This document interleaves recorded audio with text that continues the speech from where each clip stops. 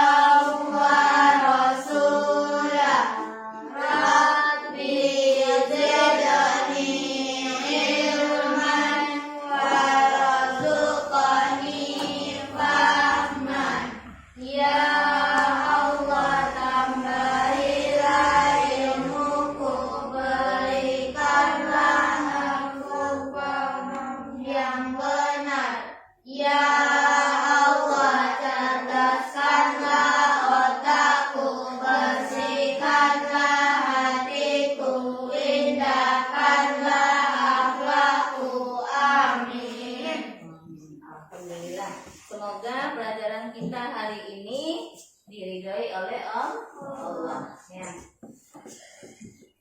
Anak Ibu, untuk menumbuhkan rasa cinta kita terhadap tanah air, maka kita akan menyanyikan lagu Garuda Pancasila. Nyanyi bersama-sama ya.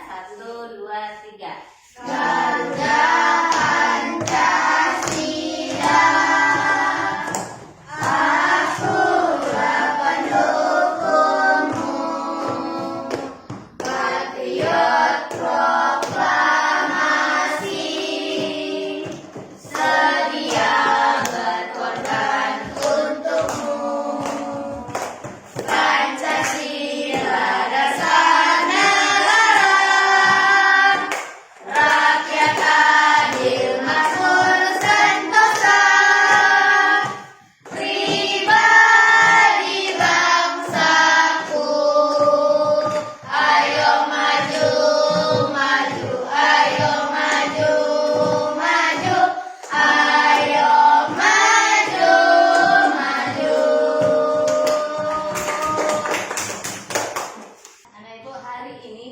Belajar tentang P5. P5 apa? Proyek Penguatan Patrofil Pelajar Pancasila. Dicatatkan dengan P5. Nah, materi kita hari ini itu tentang membuat kreasi tempat pensil dari botol plastik. Nah, jadi untuk membangun semangat kita terlebih dahulu kita tepuk semangat. Tepuk semangat. Dang dang dang. Ding ding ding. Dung dung dung. Dang dang dang. Ding ding ding. Dung dung dung. Aha aha. Aha aha.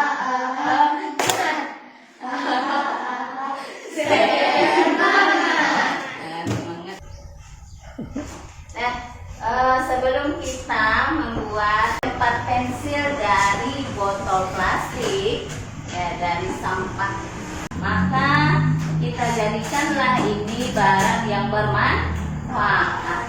Nah, Ibu, sebelum kita membuat kreasi botol plastik ini dijadikan tempat pensil, maka terlebih dahulu kita lihat apa sih dampak dari limbah plastik bagi lingkungan dan juga makhluk hidup. Ya.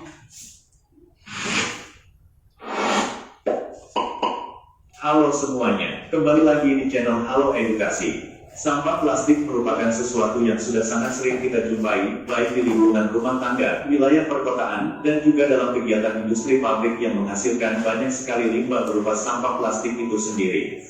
Banyaknya limbah dan ataupun juga sampah plastik yang muncul tersebut tentu saja memiliki dampak yang kurang baik untuk lingkungan dan juga kesehatan dari masyarakat itu sendiri.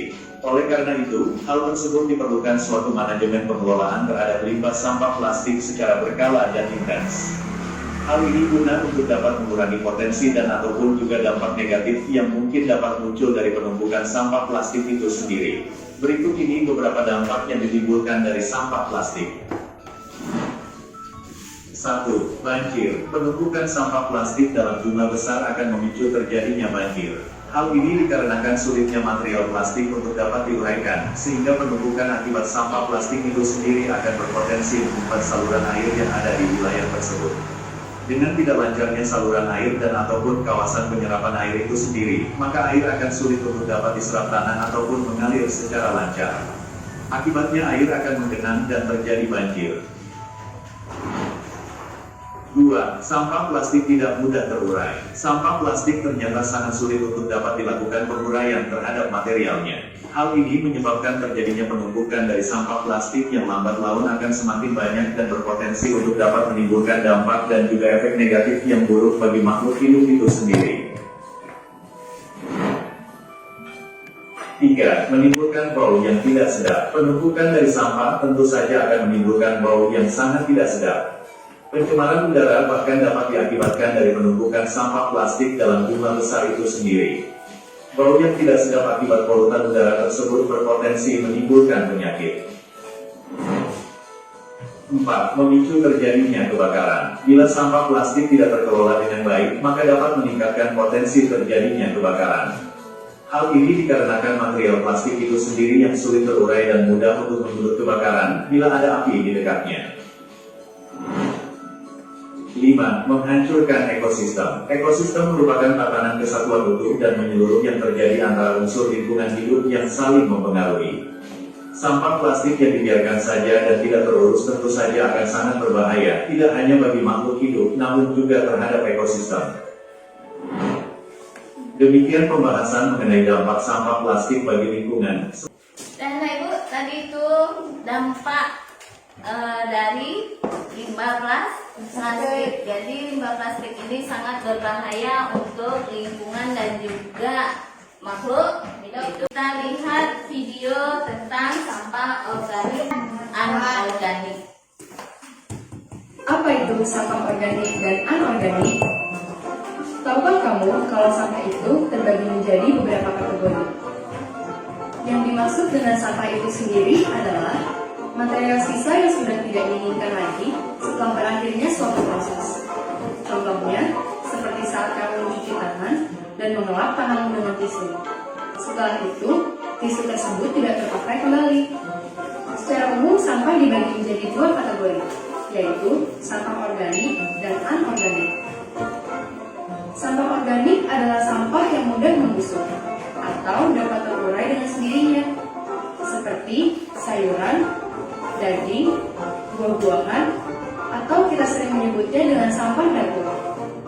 Selain itu juga daun-daun kering, ranting pohon, hingga kotoran hewan termasuk dalam kategori sampah organik.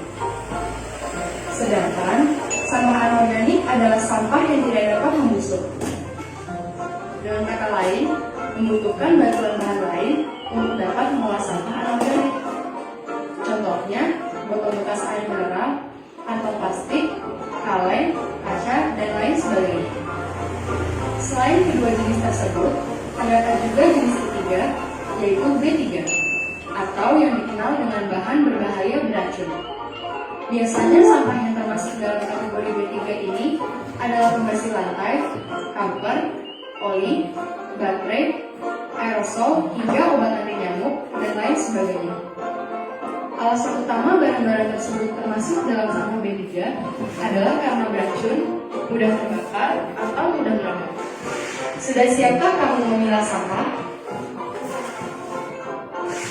Nah, tadi video tentang sampah organik dan anorganik.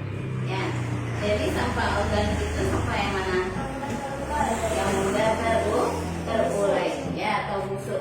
Ya, contohnya apa? Kulit buah, terus sayuran, daging, ya, yaitu sisa-sisa makanan kita, ya, itu bisa terurai. Nah, seperti ranting pohon, juga daun, nah, itu mudah terurai. Sampah anorganik, contohnya apa? Plastik. Ini 10 tahun pun plastik itu tertanam di dalam tanah, dia tidak akan terurai, ya, tidak akan hilang, tidak akan habis. Makanya perlu kita pikirkan bagaimana cara mengatasinya. Nah, kira-kira bagaimana cara mengatasinya? Mengurangi memakai yang berbahan plastik. Terus apa lagi? Mendaur ulang sampah plastik menjadi bahan berguna, barang berguna atau barang yang bisa dipakai. Jadi kita manfaatkan supaya bisa dipakai kembali, ya. Nah, itu jalan untuk mengurangi sampah plastik. Untuk kita membuat kreasi tempat pensil ini, kita perlu beberapa bahan. Bahan yang pertama,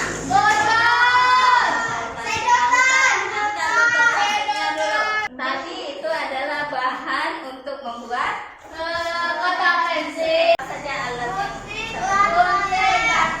Cutter. Terus gunting. Nah, bagaimana cara membuatnya? Kita potong. Kalau nggak bisa pakai gunting, tuh pakai cutter terlebih dahulu, ya. Nah, setelah kita dapatkan yang di bagian bawah ini, maka kamu tempelkan double tip, ya, double tip ini ke sekelilingnya. Nah, boleh di atas, di tengahnya dikasih, terus di bagian bawahnya. Setelah dikasih double tip, maka kamu nanti akan menempelkan sedotan ini di sini. Nah, boleh diselang-selingi dengan warna yang lain supaya cantik.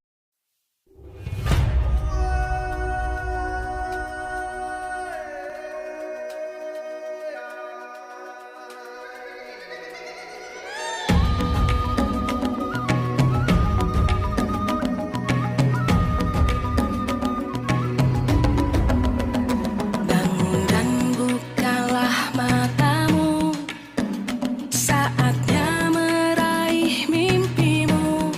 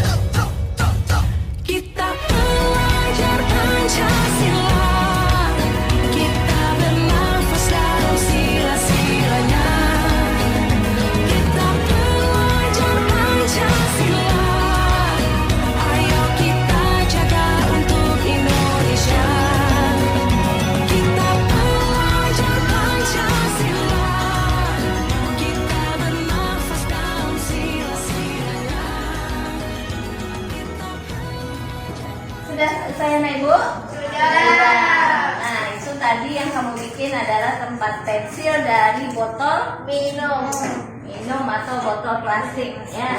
Jadi coba kamu angkat hasil karya kamu. Coba angkat semuanya. Nah, itu dia ya. Percaya diri ya. Ya, itu nanti kamu bisa meletakkan pensil kamu atau alat tulis kamu di sana nanti ya.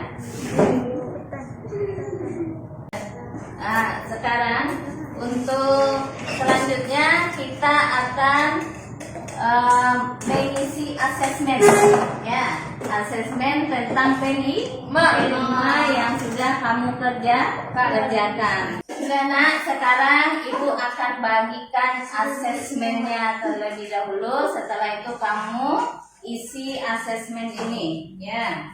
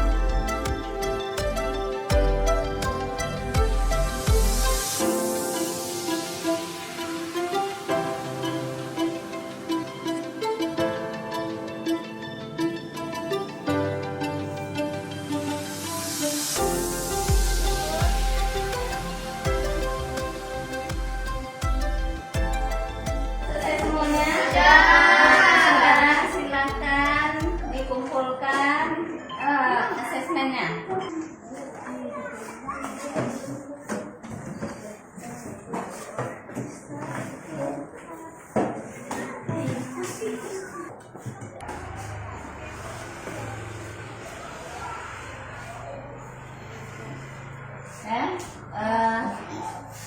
Bagaimana pembelajarannya hari ini? Karena kamu sudah membuat sebuah karya kotak pensil yang bisa dimanfaatkan. Jadi sampah yang tidak berguna tadi, yang tidak bisa dipergunakan lagi, bisa kamu manfaatkan menjadi barang berguna. Ya, demikianlah pembelajaran kita hari ini. Kita sudahi dengan membaca hamdalah. Alhamdulillah.